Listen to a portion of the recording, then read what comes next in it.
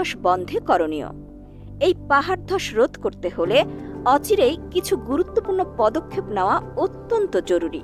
সেই পদক্ষেপগুলো হলো, পাহাড়ের চূড়ায়, ঢালে ও পাদদেশে যারা অবৈধভাবে বাস করছে তাদের অপসারণ করতে হবে। পাহাড়কে ছিন্নমূলদের পুনর্বাসন কেন্দ্র হিসেবে ব্যবহার করা যাবে না।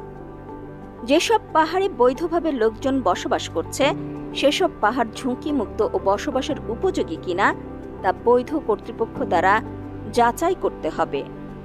কোনো অজুহাতেই পাহাড় কাটা যাবে না। নতুন প্লট ও ফ্ল্যাট নির্মাণের ক্ষেত্রে চূড়ান্ত অনুমোদনকারী কর্তৃপক্ষ সিডিএ।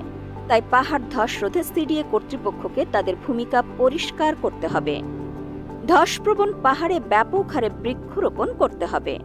পাহাড়ে অবশিষ্ট বনাঞ্চলের সংরক্ষণের জন্য বন বিভাগকে উদ্যোগী হতে হবে। এক্ষেত্রে রেঞ্জ অফিসগুলোকে পুনরায় বনের গভীর